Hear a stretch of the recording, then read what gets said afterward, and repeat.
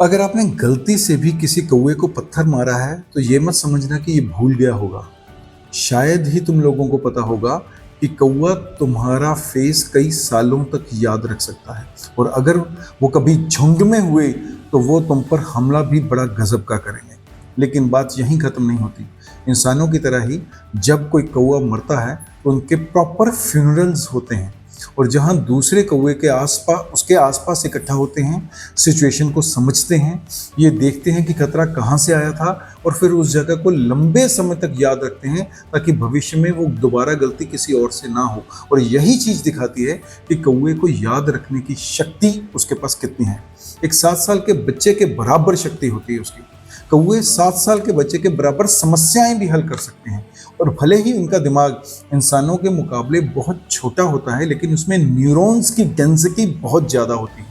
खासकर decision making वाले हिस्से में उनकी डेंसिटी बहुत है। इसी वजह से वो जानकारी को जल्दी प्रोसेस करते हैं, एक छोटे बच्चे की तरह। और ये सिर्फ थ्योरी नहीं है, इसका प्रूफ भी मिलता है। स्वीडन में कौवों को स्पेशल ट्रेन किया जाता है कि वो सड़कों से सिगरेट के टुकड़े उठाकर एक स्मार्ट मशीन में डालें, और जैसे ही वो सिगरेट का टुकड़ा ड्रॉप करते हैं, मशीन उन्हें तुरंत उनका इनाम देती है। ये सिस्टम सिटी क्लीनिंग के लिए बड़ा यूज हो रहा है ताकि पोल्यूशन कम हो, और कवरेज इससे कौवे इससे बहुत ज़्यादा सीख लेते हैं क्योंकि उन्हें इनाम मिलता रहता है ना। धीरे धीरे ये इतना एफिशिएंट हो जाता है कि कौवा खुद एक्टिवली सिगरेट के टुकड़े ढूंढते हैं और रिपीट करके ज़्यादा इनाम कमाते हैं। लेकिन ये सिर्फ ट्रेनिंग एक लिमिटेड नहीं है।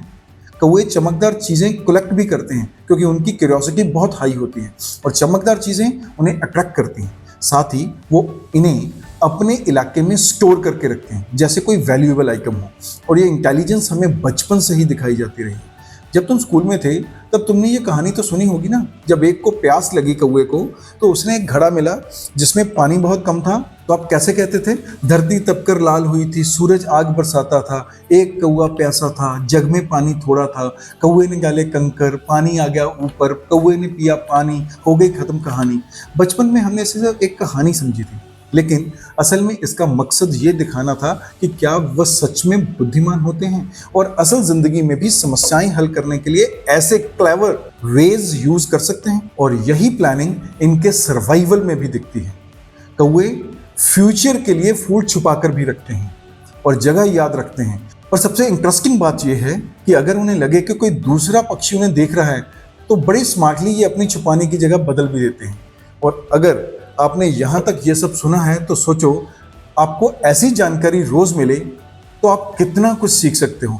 इसलिए अभी मेरे चैनल को सब्सक्राइब कर लो, क्योंकि आगे भी ऐसे ही आपको सरप्राइज करने वाले फैक्ट मिलते ही रहेंगे।